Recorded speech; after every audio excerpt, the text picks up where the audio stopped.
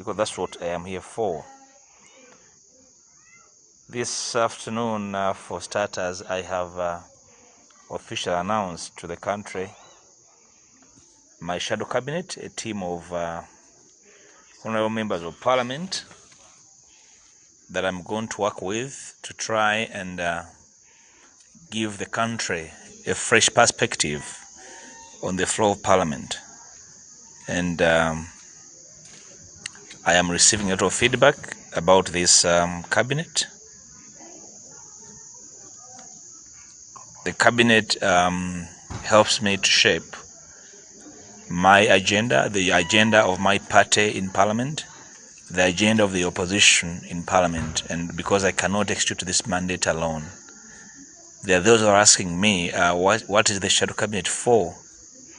Save for the undemocratic tendencies of the regime, we are in a multi-party dispensation, and under the constitution, I am mandated to name a shadow cabinet, and the rules of procedure of parliament prescribe the mandate of the shadow cabinet. As long as you have a leader of opposition, the rules say the leader of opposition names the shadow cabinet to mirror the cabinet positions created by the government in power. So that's the mandate I did execute this afternoon. I ask of you to support my team. They will be out, they will be in parliament, they will be in the community, they will be everywhere to try and execute a mandate that reflects the aspirations of the people of Uganda, not their own mandate. I have specifically named 30 honorable members of parliament. I wouldn't ask or request to name more than that, because from the word go, NUP is for a lean cabinet. We are for reducing public expenditure, so we cannot be seen to name 80 ministers just like General Museveni did, a matter we opposed and we believe is meant to bloat and blow public expenditure. Yet I contend that this money that we spend on ministries could be saved and utilized to expand the range of services to our people that are suffering in the countryside. So in the ensuing minutes, I am available to answer some of your questions, and if I do not answer you in the immediacy, kindly be patient, because just as I speak, I have close to 200 people online, and the next couple of minutes probably there will be in thousands, so I may not be able to respond to every question in the immediacy. There's a friend asking why the honorable numbers are missing in the shadow cabinet, as well as the honorable Sewungu. For the record, the honorable Betty Numbers is the chairperson of one of the important committees of parliament, the Committee of Government Assurances. Is equally deputized by the honorable Joseph Sewungu. So the two have already been assigned by the law, so they do not need another assignment.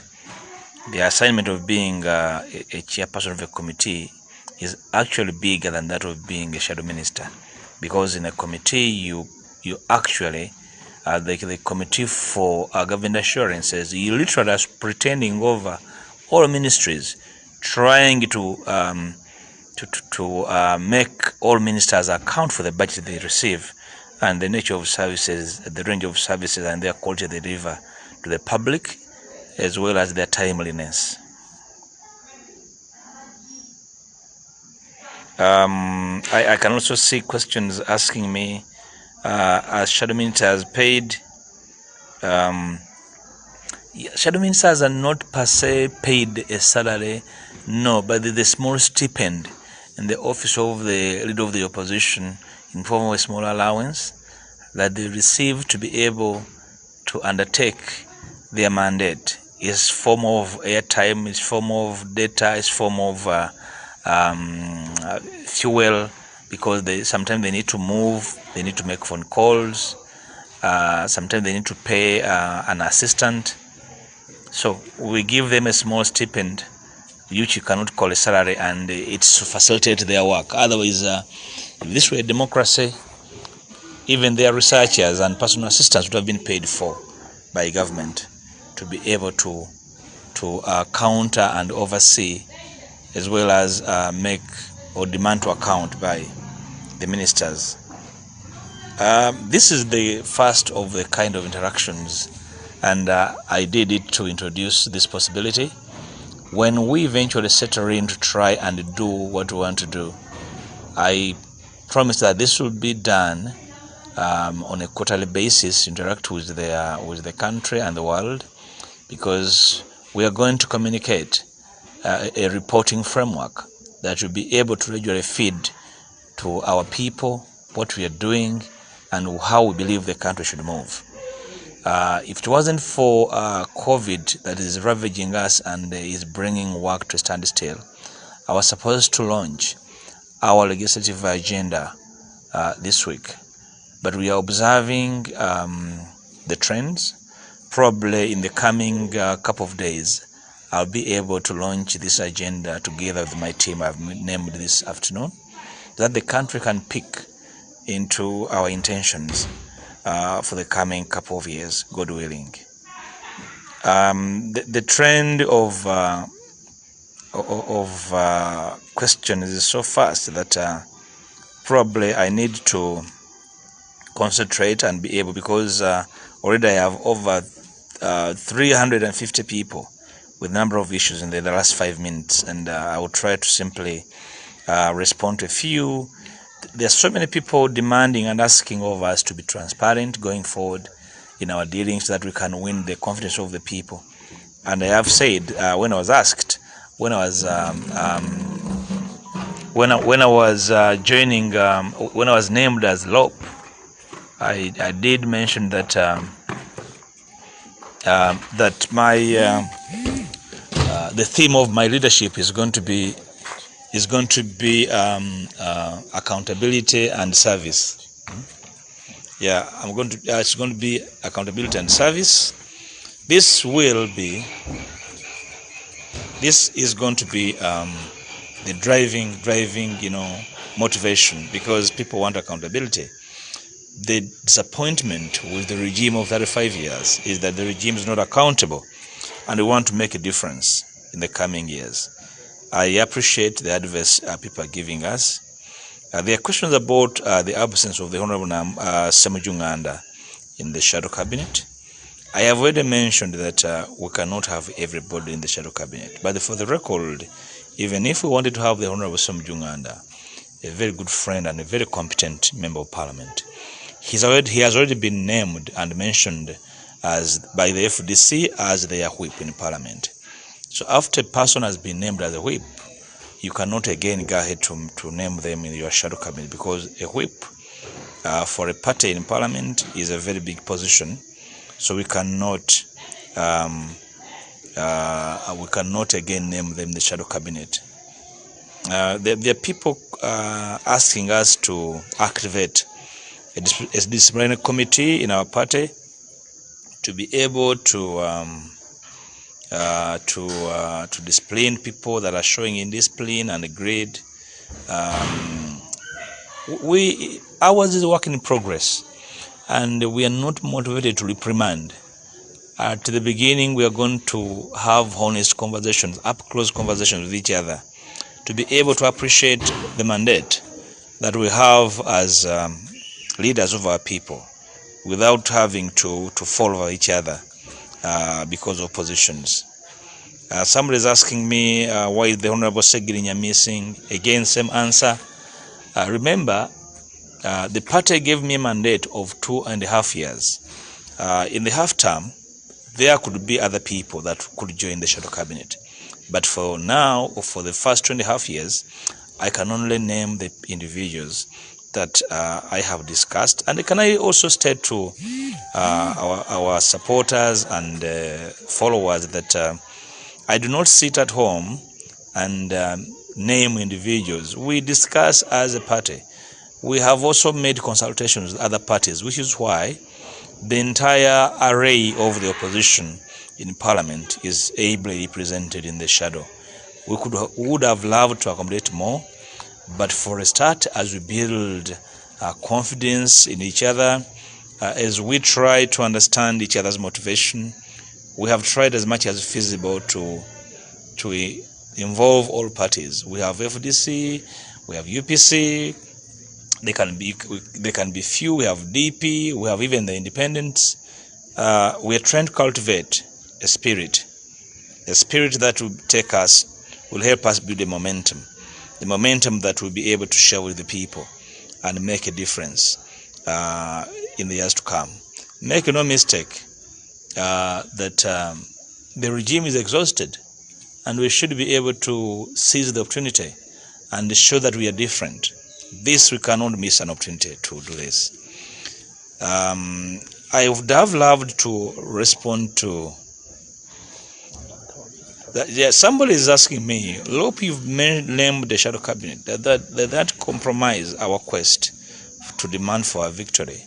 Can I state that we have not put our eyes off the fact that our victory was stolen? We did mention a month back, about 2 months back, that we are as frustrated as everyone, but we say we are not going to hoist a rope and hang about the fact that Museveni robbed our election. And we have never at any one time said that the election was stolen, so we are content with what we are doing. It is our view that whatever we are doing is an additive job. It's a job we want to continue doing. We want to continue demanding for a victory, but while positioning ourselves in a situation where the country will appreciate our existence. Not so many people gave us a chance at the beginning, as you may recollect, comrades. Noop was seen as a novice. Even when we wanted to demand for a victory, we were never given a chance because people thought we were not serious. I can tell you we are building this trust. This trust is going to come from the small things we are going to do in Parliament over the coming months and years. And make no mistake, we have a fair understanding of how dictators collapse.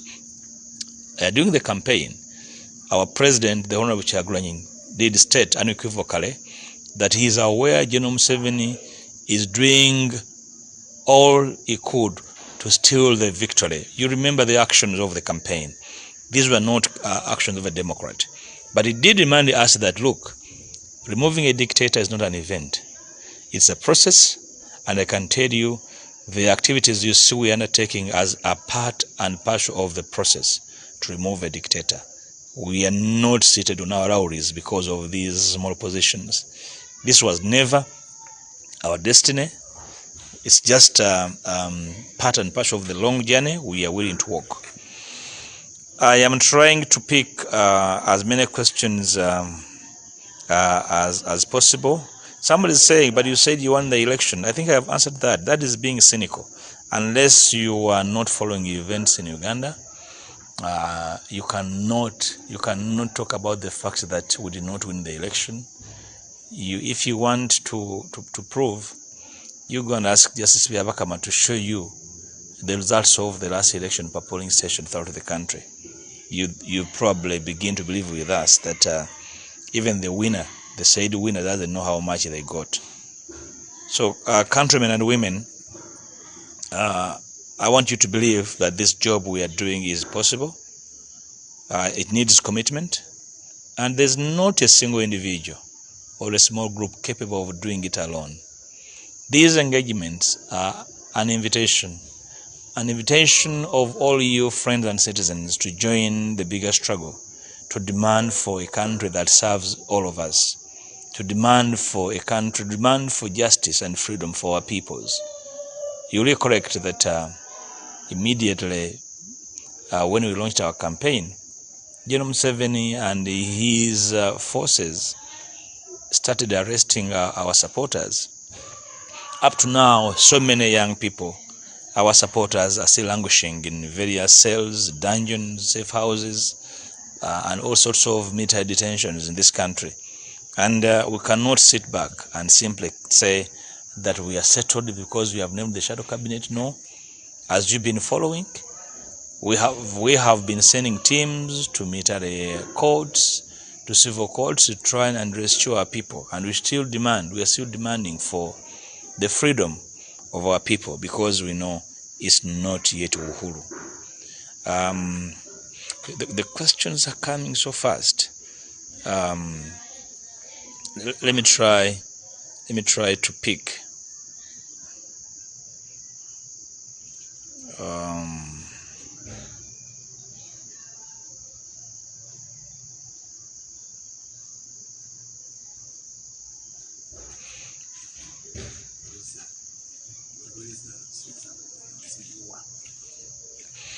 Somebody is asking me, do you have the results of the last election that you claim? If you recollect, my dear friend, I don't remember the date, but in April this year, at our headquarters, led by our president, we displayed to the country the results we got. We even informed the country that where we do not have the DRR forms, we actually know the number of votes we got on those polling stations. We actually we did communicate to the country that we won that election, and that General Museveni only got 38% and we had 53%. We do have nothing to apologize for that.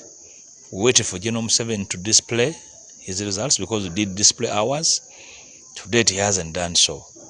So I want to assure you that we displayed them. We have them in our stores. We have them in soft and hard copies. Somebody is asking me whether we would try to move and restore term limits in Parliament. Like I said, we're on course to launch our legislative agenda in the coming days. Our agenda will be able to touch on a number of matters relating to amendment of the Constitution, to try and roll back some of the actions of the dictator, including the moving of term limits, to try and reclaim the sanctity of our Constitution going forward.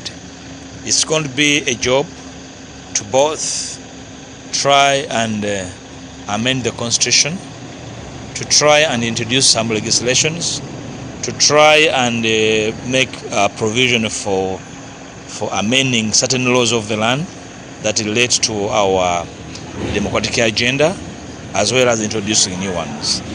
So when the day I announced to declare and share our legislative agenda, I'll be online, and I invite you to share in that agenda, so that we can make it a national and global debate for us to have an evolving and shared democracy with the views shared by everyone. Let me try to pick some other questions.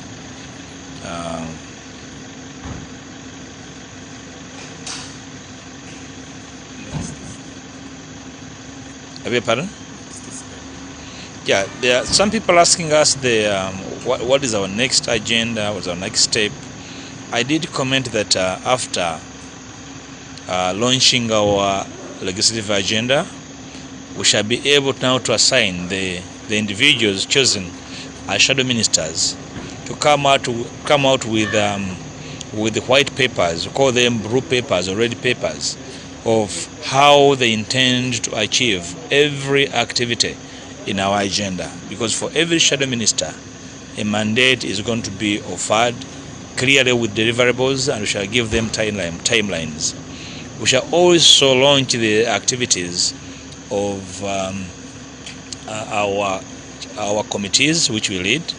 Remember, as the biggest opposition party in Parliament, we do offer leadership to the key accountability committees, namely PAC, COSASE, local government accounts, as well as the committee for government assurances. We shall formulate and share with the country the kind of reporting framework that we intend to engender with these strategic committees.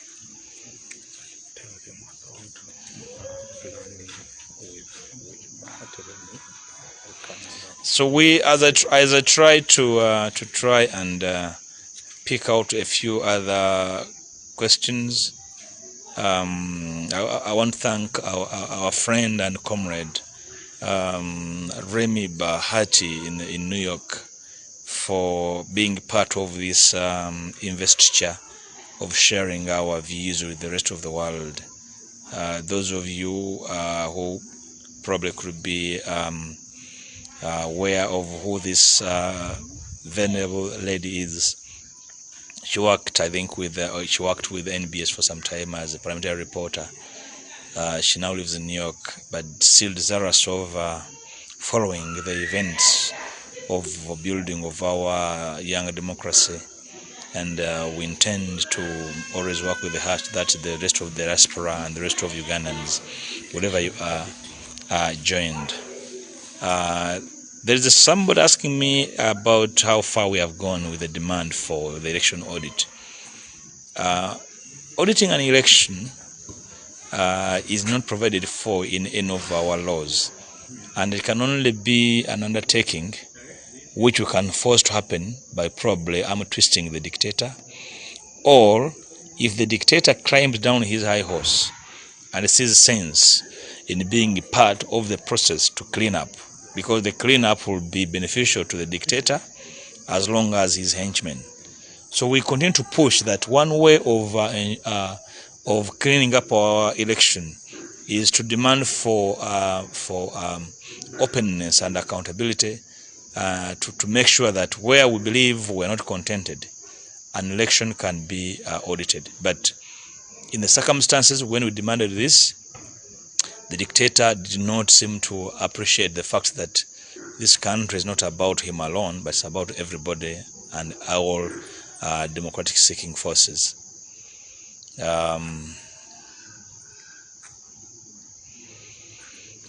I don't know whether there are other specific questions I would respond to. Over 500 people following, and the questions are coming so fast. I have answered most of them.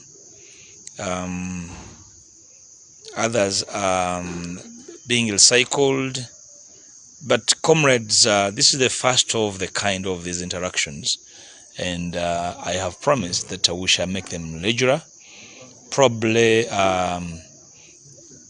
we would open up and offer a platform to ask some means to ask questions that we can answer some of them in a structured manner, because they're coming so thick and so fast, and the rolling of the screen does not allow enough time and attention to be able to respond. Somebody is telling me there are people who are abusing you here. Why don't you block them? No, I won't block anyone. Those who are abusing me are actually trying to reveal to the world who they are, and they are justified in providing their CV here. So I will not block anyone, even if they insulted me. Probably they are mocking their mothers and fathers. So they are free. I will defend their freedom to say what they want to say, because it helps the world to know them better. But in the meantime, comrades, I invite you to be interested, not in Facebook and social media, to be interested in the information that flows through these platforms, because all of us are stakeholders, not simply the political leaders. All of us are stakeholders, whether you're a businessman, whether you're a farmer, whether you are a traveler, whether you're a scholar. You must be interested in the process that will bring justice to this country. You must be interested and participating in all activities that will make this country better and fair, so that it is the country at the service of its people, not individuals and a small cabal that may want to suffocate our resources, share them by themselves and their families. We are equal stakeholders in matters of this land, and therefore I invite you to be interested. Ask the questions. Ask the questions, they are legitimate, and where we have answers, we shall respond. Where we do not have immediate answers, we shall promise to find out and respond better. Otherwise, I want to once again thank you for being interested. But like I said, we shall do better when it is structured. We have launched it. We probably shall give occasion of about 30 minutes when we next appear for questions to come through or respond to them in a manner that is structured, so that we can be understood and appreciated. Somebody's asking me, where is the president in the country? President Kyagulanyi is out of the country. He officially left the country for 3 weeks to go and meet our international partners, so that, because Uganda is not an island, Uganda is part and parcel of the global village, and therefore there's nothing that happens in Uganda that would not globally share. So the president has a duty to open up and share with the world the happenings and the processes and the frustrations, as well as the tribulations of the peoples of Uganda who voted him, so that we can have a global solution to this micro problem. So he'll be back sooner than later, and we are following. Somebody's asking me about the lockdown and what we are proposing. I have spoken about the lockdown in Uganda, and as NUP and as the LOP, I have offered my alternatives, and I ask of you to follow them. They are everywhere on social media. We believe we would have done better if the regime, if the junta had imagination, but for lack of imagination, we are dealing with the fire brigade, and the fire brigade is not helping matters. So we have offered our conservative view. We believe this view could offer leadership in a country where people are frustrated, and we can do better going forward. If there are no other specific responses for now, allow me to call this the first of the kind, and thank you all most sincerely for making up time, expending your data in these very hard times to be part of this investiture of our social media interaction. I want to once again thank most sincerely Ms. Remi Bahati for this initiative, and the team in Kampala, led by Mr. Sadab Chitata, for making this happen. Thank you so much. I want to sign out, and God bless you.